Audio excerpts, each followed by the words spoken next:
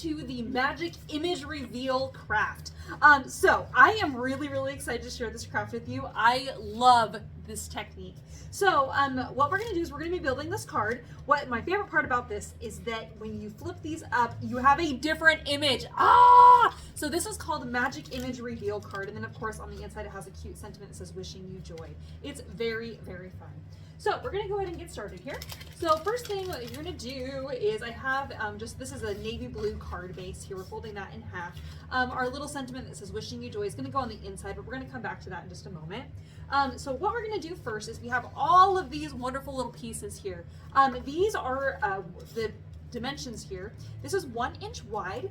These vary in different widths, and that's because I wanted it to just create something a little bit more interesting. I didn't like that they were all going to be lined up on the left and right. I wanted them to be, it's just more fun for the eyes when they're all kind of different widths, right? So on your little strip here, I have scored every single strip at 1/4 inch across. So what you're going to do is you're going to just fold on that little strip. So you're basically creating like little L's. I don't know if that even makes sense when I say a little L, but you're basically creating this little fold on the side of every single little piece here. So that's the very first thing you need to do is create a whole bunch of L's. But you're going to fold all of those first, and you want to fold them all in the same direction. So we're going to go ahead and do that. It's going to take just a second. When I had this card kit out as a make and take craft, like most of my crafts are make and take crafts, and it was really funny because I had templates out to make the mushroom with little snail. Well, I actually don't have a template for the snail. We'll talk about that in a minute. But for the mushroom design, I thought that was really fun, and so I had come up with that idea. Well, every adult that came in to make the craft did the same design that I did, and they used my templates, but every kid that came in to do the make and take craft did a totally different idea. It was really fun to see. I even had this one little girl. Her name is Audrey Sue. She's so cute. She did a flower with the sunshine on one side, and when you flipped it, the flower was closed and there was a moon. It was so cute. So while we're talking about this concept and putting our card together, you may come up with other ideas, and if you want to go with one of those ideas, that's totally fine. But I'm still going to show you how we put this card together. Okay? So I'm going to suggest that we start at the bottom. And the reason why is because we're going to be building up, and it just makes more sense. It's a little bit easier if we start at the bottom of our card. Now, the main thing we're going to be noticing here is where we're going to stick this on. You want to make sure when it folds down that it doesn't hang off of the edge of the card. Otherwise, it won't fit into an envelope, okay? So that is a pretty important part. All right, so we are going to be putting glue on a little 1/4 inch strip, or the bottom of the L, so to speak. And I'm using the Nuvo Deluxe adhesive, but I'm putting just a very fine line of glue. With PVA or any, with the Nuvo Deluxe adhesive or any PVA, you want to use a very small amount of glue. I find that people are notoriously using way too much glue. All right, so I'm going to show you how I'm going to stick this down so I know it's not going to go off the edge. I'm going to line this up at the bottom of my card where I want the first strip to be, and I'm laying the large flat side down first, and then I'm going to press the 1/4 inch side down. And that is going to make sure that when my little flaps are folded down, that it's not hanging off the edge of the card. Okay, now it's extremely important that all of these strips go on here where that little 1/4 inch strip is at the top. So, and you can go back and forth as you're laying pieces down, so they don't all need to match up by any means. But I just want to give you that information. It's very important they all go down this direction, okay? You don't want to be flipping them, otherwise this technique won't work. All right, so here we go. All right, so we're just putting a small amount of glue on there, and we're just going to line this up right next to the one right above it. If you want to have a tiny little bit of blue showing, you can, or you can match it up just flush right next to it. It doesn't really matter as long as they are very close and not overlapping, okay? All right, and then I usually just press down on that 1/4 inch side. All right, here we go. All right, next. And what's wonderful about the PVA glue is that it dries so fast, which is fantastic. Now, when I was having this card kit as a little make and take, I found that there were several people that did them kind of wonky, right? They kind of glue them down like a little offset. And if you have to peel it up and restick it, that's totally fine because you're not going to be able to see underneath any of this, okay? Because we're going to be covering that up with our design. So if you mess up, don't worry about it. Just peel it off and restick it. I have 14 of these little strips here, and that is about the right amount for doing a full front of an A2 card base, okay? So just so you know, and you may have noticed that I'm kind of going back and forth in terms of where I'm putting it on my card base here. I'm going to go back and forth, because these edges are not lining up straight, but I did them on purpose. All right. What's really cool about this technique is that once you know how to do it, then you can take that idea and do lots of different things with it. A couple people that came into the shop this week when we had our make and take, they were so cute. They called it the sequin card because I don't know if you guys have seen like on clothing or on pillows, the sequins that when you brush them one way is one color and when you brush them the other way it's a different color. This is that same kind of concept because when you brush the paper one way it's one thing and when you brush it the other way it's a different thing. So it's been very, very fun to play with. I've been just having a great time.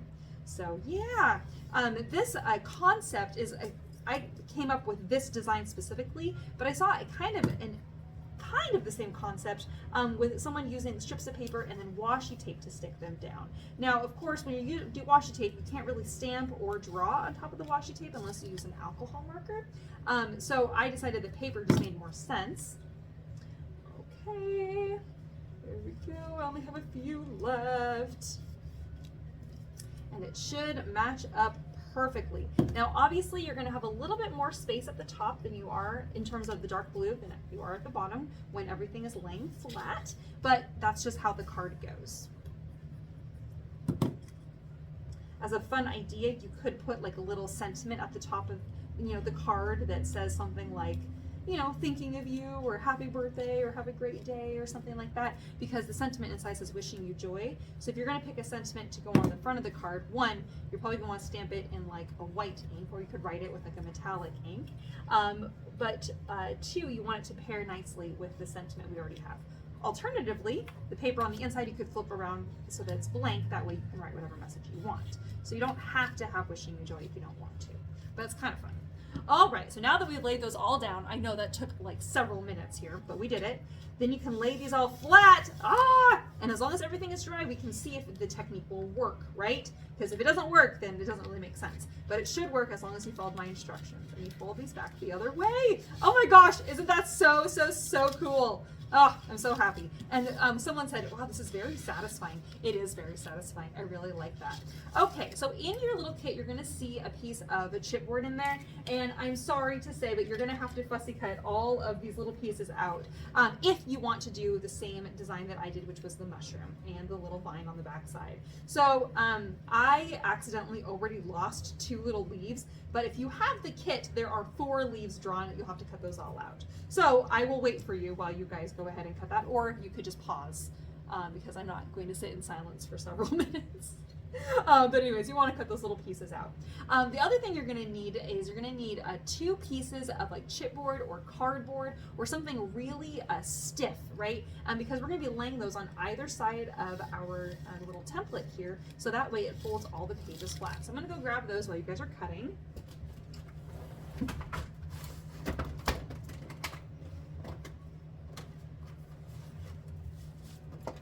Okay, I'm back. I was just tucked down below for a second. Okay, so you can tape these down to your countertop if you want. You don't have to, but we're gonna lay these down, and if you are too far on the edge, not every piece will lay flat. So just you probably want to scoot those in until you can see all of your pieces are nice and flat there. And again, you can tape it down onto your work desk if you would like, but you don't have to. And then you're gonna need a pencil. That's the other thing that's kind of important. You don't have to have a pencil if you don't want to. I just usually recommend using a pencil. Okay, so for my design, I of course wanted to do a mushroom because I love that. And I want it kind of sitting on the ground, so to speak. So I'm just gonna kind of put that there towards the bottom. Now, I don't know if you figured this out yet, but you can't draw up, right? Because it will catch all these little grooves right here. You can only draw down, right? So I'm gonna start at the top of my mushroom and I'm gonna draw down. I can draw straight, that's not a problem. but I have to draw down from the top. And then for the little stem, again, top down. All right, and then of course I can draw a straight line there. Okay, now I know it's not very easy to see, but I have my little mushroom design. And then I have the little mushroom, and I'm gonna put that right next to it. So cute. You can decide if you want the little mushroom to be in front of your big mushroom or behind. If you want it to be behind, then you don't want to draw this edge that goes in front of the mushroom. You want to just draw right up to that edge of that large mushroom stem so that it looks like the mushroom is tucked, the little mushroom is tucked behind the large mushroom. Okay, so I'm just going to stop right there. But the one thing I definitely want to add is a snail. Now, you may not want to add a snail, and that's fine. You could draw like a little star or something, but I'm going to draw a little snail. So what we're going to do is I'm going to kind of draw like a little like backwards C, and I'm going to draw a line that's just kind of sloping down to the bottom part of that, or sloping down to the mushroom. And then I'm just going to draw a swirl on top of that. And that's going to make it look like a little snail, give him some little eyes. Okay? All right. So you're probably thinking, now the black pen. Actually, no. What we're going to do is we're actually going to draw, we're going to actually color with markers first, then we're going to put the black line pen on top of it. Now, of course, I want this to be an amanita mushroom. So in order to make it an amanita mushroom, I have to have fun circles on here to make it look most mushroomy as possible and cute. And I'm going to do the same thing with my little mushroom here. I don't want to make my circles too small, otherwise the detail might just get kind of lost. All right, so now I'm just going to color. And notice I'm not going back and forth. I'm just like before, just that same technique. I'm drawing down, so then that way I can get really nice lines, and it's much easier for me to draw, but also it's not so hard on my pen, because if we were to draw up, it would ruin the felt tip of my pen here, my brush marker. So I'm drawing around these circles here because those circles would be white, but of course our paper is blue that we're working on. So I'm just drawing circles around there. That way I'm going to color everything around it. All right, there we go. Wonderful. And we're not coloring up in between those little pieces of paper, right? That's why we have the cardboard down, is so then that way it can hold this in place, hold all these papers in place while we're coloring, okay? All right, here we go. I'm just gonna go ahead and color that and make that all nice and beautiful. Okay, there we go. Wonderful. All right, and then I'm gonna do the same thing down here. I'm just gonna color that in the top of my little mushroom there. Oh, and I'm not going into the mushroom stem unless I want this little mushroom to be in front of the big mushroom. Okay. All right. Wonderful. Okay, and then I'm gonna need something for the stem. Let's see if I have a brown here. All right, nice.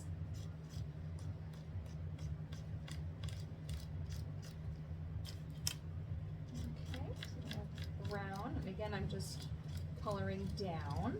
The brush pens are nice because they put a lot of color down really fast, which is great. I think I want a different shade of brown for the other stem. And hopefully this shade of brown isn't too gross looking. That was not bad. All right. Sometimes that color could go good or go bad. You never really know how it's gonna go. Okay. All right, and then I'm also gonna get out a gray here. And I'm just, you don't have to do this if you don't want to. I just like to add like a little bit of shadow on the edge of those little circles, those little dots there, just to kind of make them look a little bit more interesting. Give some dimension. And then I have the yellow for the snail. Always give them some eyes. And then of course I have the snail shell itself, and I'm going to that's going to be kind of burgundy colored. Now I know I'm totally covering up my lines of the swirl here, but that's okay. All right, so once your ink is dry, then you're going to take the black pen. I'm using a black Uniball here, and I'm doing my lines on top of the markers. This is actually a technique I do in face painting. Whenever we do face painting, I always do the color first, and then I do the black line at the very end. Now you know that. Interesting information. All right, and just like before, we're drawing down with our black pen. So fun. Oh my gosh, I love how the image totally pops once you bring that black pen in there. It just makes it look so good. All right, and we're gonna go around the outside. of those circles there, making it look kind of fun and kind of dimensional. Very fun. All right, and then we're going to outline our little cute little snail. And then, of course, the swirl here for the little snail shell. So cute. Oh my gosh, so much fun. So much fun, so much fun. Okay, so that's image number 1. That's how we did it. Okay, now we're going to scoot these to the side. And I'm just so happy with this. Make sure everything is nice and dry, which it is, which is great. And then we're going to flip this up. And then we're going to lay the cardboard pieces down again. Actually, this is chipboard. We can use cardboard. It doesn't really matter as long as it's nice and stiff. And now we're going to do our next design. Now, just like before, remember we could only draw down. Well, now we can only draw up. Okay, so that's the main part of this technique, is that you have to follow the direction that the paper is going. So on this side, I wanted to do a fun vine. So I'm going to lay my vine down and decide where I want that to go. I think I'm going to probably do something like this. And once again, I'm going to use my pencil, and I'm only able to draw up. Alternatively, you could have used washi tape to hold some of these papers down. I just don't want to ruin my paper, and I'm a little worried. Sometimes washi tape is way stickier than I want it to be. Okay. All right, I have my little stem. Whoops, broke my one rule trying to draw down. It's a habit. Okay, and then I have all my little leaves. Now, of course, you guys have your leaf templates here. I'm going to reuse some of these, I think, maybe a couple times. Or I might just draw some new leaves. But this is how you do it. You just lay the leaves on. And then again, you have to draw up. Oh, my cardboard is coming out from underneath me. There we go. Oh, I see. I went off the edge there. That's okay. No problem. Okay. I'm going to just draw in some more little leaves here. And like I said, in your guys' kit, you have the small leaves. But okay. All right. So just like before, I'm going to take my pens here and I'm going to color in. So I'm actually going to start, because I want my vines to be green, but I want them to be two-tone green. So once again, we have to draw up. So this in coloring up, right? We can't draw down. So I'm just going to kind of color these in. Again, I just want them to be interesting and two-tone here, because it's just more fun that way, rather than them being all the same color, the same shade of green. So I'm adding some like highlights here. The light green first. And then I have this fun teal color that will be next. And I prefer using really nice bold images for doing this technique because it just stands out a lot more. Of course, you could do more detailed. My other thought was that you could also stamp images, and that would be really fun. If you decide to stamp images, you're most likely, because this is a kind of a weird texture surface, you're most likely going to have to use another pen to kind of do like some little detail just to kind of clean it up a little bit. But the stamp would offer you a really nice guide for laying in and doing, you know, a fun idea. Let's say if you want to do a tree, you know, then you could color in the tree, that kind of thing. All right. Okay. So now what we're going to do is we're going to use our black pen again.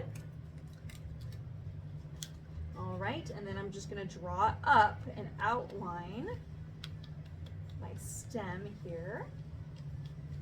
And then we'll go down here at the bottom, and then just outlining the stem. And then we're going to outline each of the leaves here. Again, just drawing up. And I'm going to put a line in the center of my leaves, right, because it just makes it look a little bit more real and whimsical. Even though the ink colors that we're using here are kind of dark, it still looks wonderful. It's very fun. All right, there we are. Oh my gosh, I'm so excited. Okay, so now we get to try our image reveal. Yes, isn't that so fun? And then we're flipping it. Oh my gosh, isn't that so cool? Oh, look at that, you guys did it. I'm so proud of you. All right, so now on the inside of the card, you have your wishing for joy sentiment. I'm gonna put not double-sided tape, I'm gonna put glue on the back side and just a dot of glue in each of the 4 corners. And I'm gonna go ahead and lay that on. If you are worried about your drawing in the bottom right corner, you might want to not glue this down quite yet and do your drawing first and then glue it in, just in case you mess up and you need to do it on the back side, okay? I am feeling confident in my creation, so I'm gonna glue mine in but just wanted to give you that information. For the inside, I'm going to use the little mushroom again. So I'm going to just go ahead and trace that down with a pencil. And then just like before, that same technique, I'm going to color in. I'm going to color my little mushroom. I'm going to just draw little circles here and then color around them because I want it to look like an amanita mushroom. All right, fun. Okay, and then of course the little stem there, the little mushroom stem. All right, and then of course I gotta have a cute little snail. So I'm gonna do that little shape again. Oh, he needs eyes, so you gotta be able to see. And then I have the burgundy for making a little cute little snail shell. I'm gonna let that dry for just a moment because my ink is a little bit wet. So I'm gonna add in some little dot groupings while I'm waiting. A dot grouping, in case you guys are wondering, is a large dot and a couple little dots.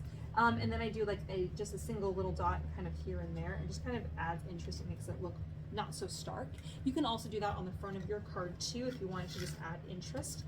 For example, you know, something kind of like that. Some dot groupings up here, and I might add a couple over here, just to make it look interesting. Okay, so now I am ready to outline my little mushroom, the stem, those little circles there. I'm not going to use the gray on those because they're so tiny. And then we have our cute little mushroom, or the little mushroom, and our little snail. And then we give this little curly cue. All right, and there we have it. Yay! That is our fun magic image reveal card. Isn't that so much fun, you guys? I had such a great time teaching that to you, and I hope you had fun learning today. Thanks for joining me for the little video today, friends. We'll see you guys soon. Bye-bye!